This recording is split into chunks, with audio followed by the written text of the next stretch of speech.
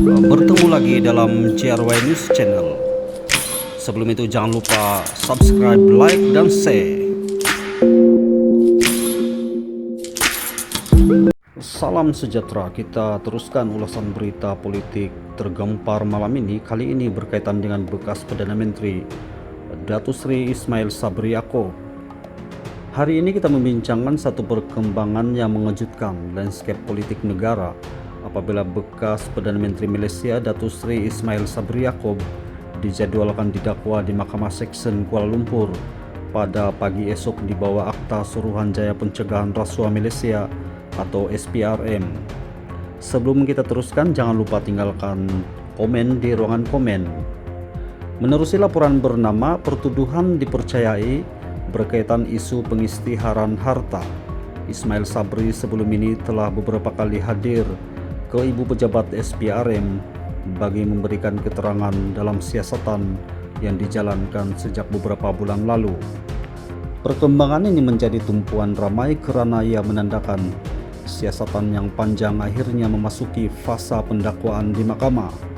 Ramai tentunya masih mengingati bahawa sebelum ini SPRM turut mengumumkan rampasan wang tunai kira-kira RM170 juta dalam pelbagai mata wang asing, selain menyita 16 kg jonggong emas yang dianggarkan bernilai sekitar RM7 juta.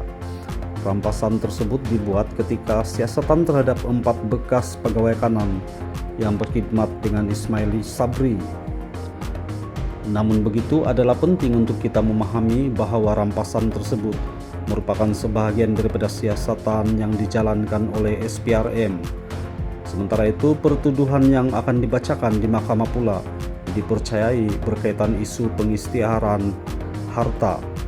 Perincian sebenar pertuduhan hanya akan diketahui selepas ia dibacakan secara rasmi di hadapan hakim.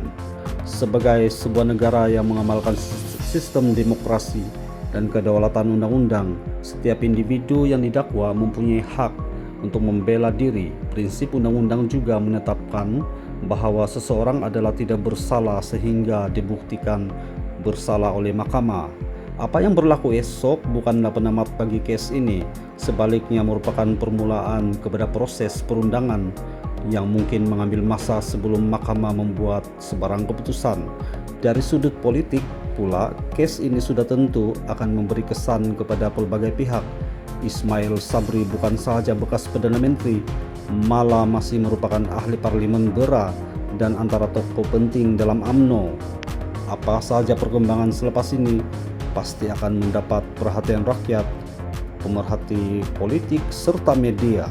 Sudah tentu pelbagai reaksi akan muncul daripada penyokong maupun pihak yang berbeda pandangan politik. Namun sebagai rakyat yang bertanggung jawab, kita perlu mengelakkan daripada membuat sebarang kesimpulan awal sebelum segala fakta dikemukakan di mahkamah. Sementara itu, mahkamah ialah tempat untuk menentukan sama ada sesuatu pertuduhan dapat dibuktikan berdasarkan keterangan, dokumen, dan saksi yang dikemukakan sepanjang perbicaraan.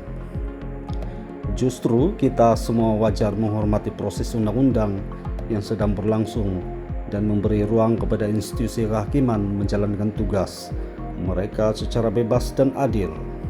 Apakah perkembangan selepas pertuduhan dibacakan? Adakah Ismail Sabri akan mengaku bersalah atau tidak bersalah?